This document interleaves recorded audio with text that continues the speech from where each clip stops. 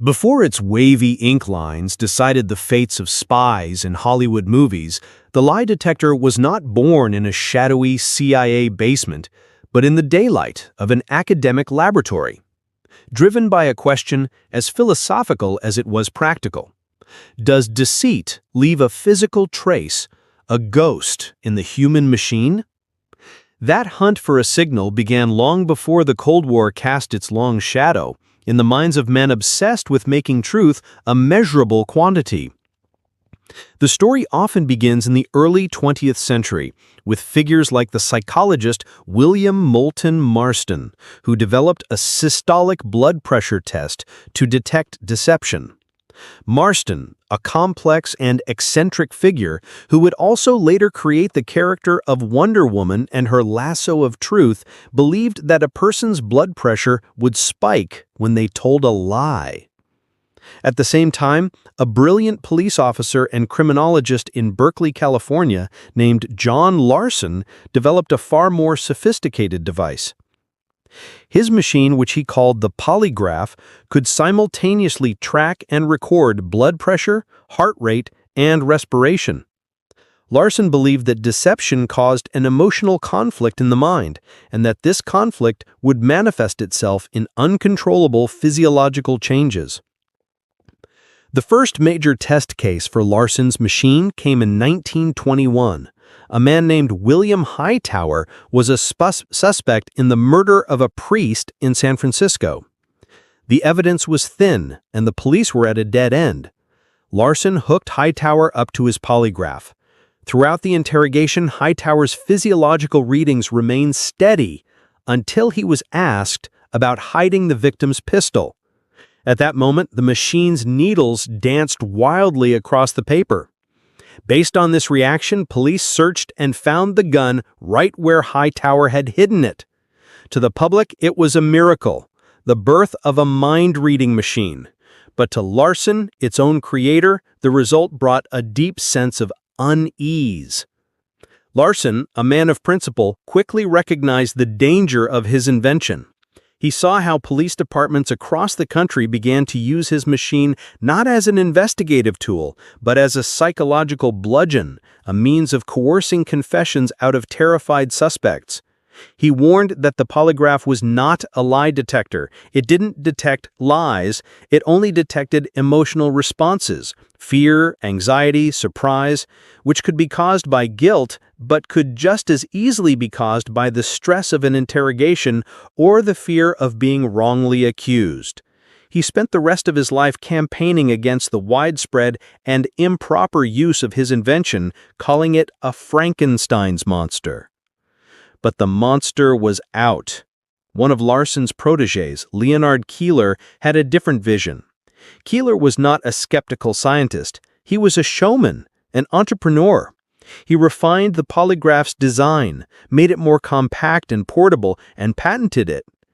Keeler turned the polygraph into a brand. He opened the first polygraph examiner school and sold his machines to police departments, banks, and private corporations. He marketed it as a technological solution to an ancient human problem. In Keeler's hands, the polygraph was no longer an experimental tool. It became a symbol of certainty in an uncertain world. It was Keeler's vision, not Larson's caution, that laid the groundwork for the machine's adoption by what would become its biggest and most secretive client, the United States intelligence community. So no, the CIA was not the first to use the lie detector, but they would transform it from a policeman's tool into a weapon in a global shadow war. The birth of the Central Intelligence Agency in 1947 and the onset of the Cold War created a perfect environment for the polygraph to thrive.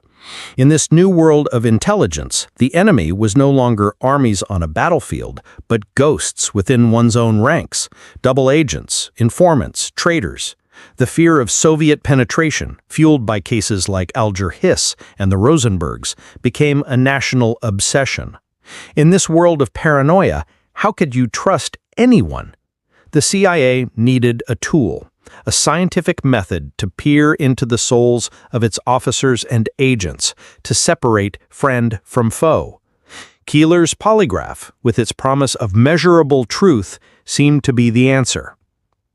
In the early 1950s, the CIA established its own polygraph program, purchasing Keeler's machines and training a cadre of examiners.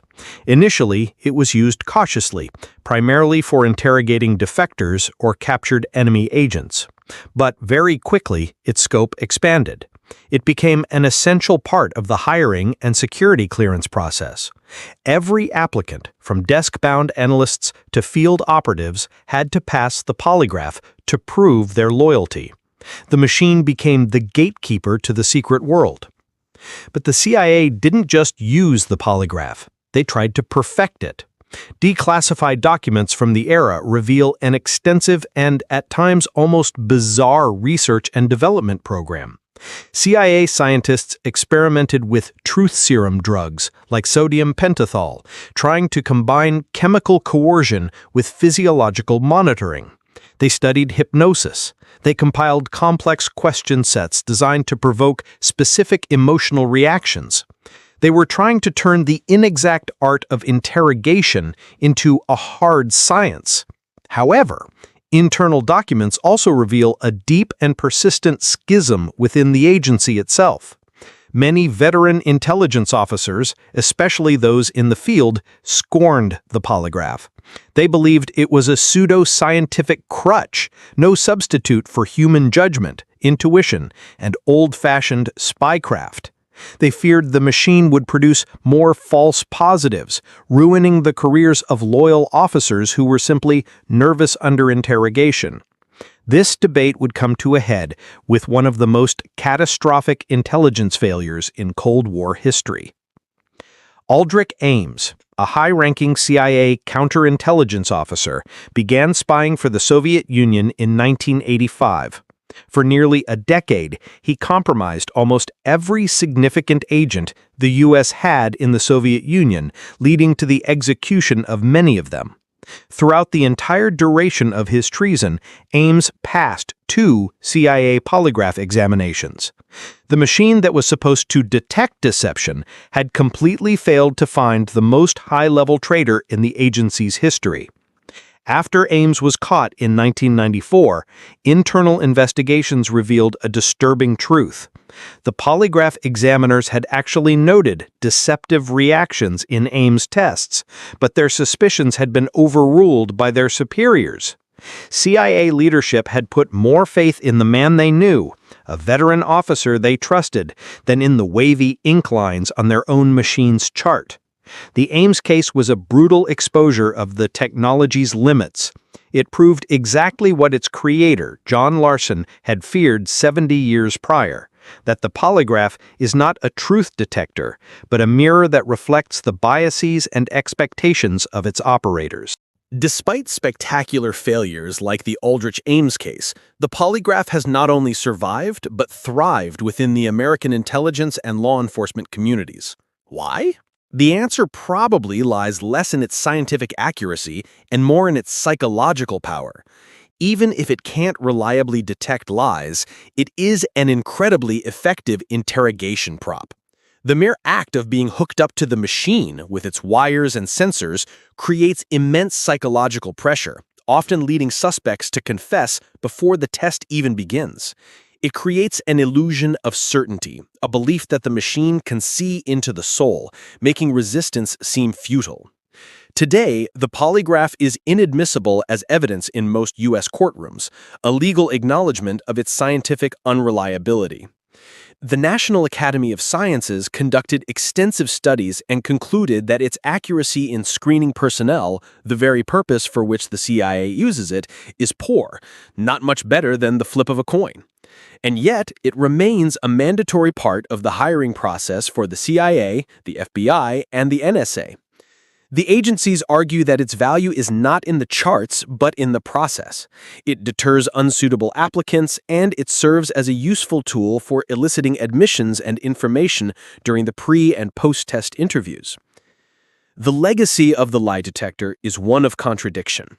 It is a technology born from a noble ideal, the desire for objective truth, that evolved into an instrument of suspicion and psychological coercion.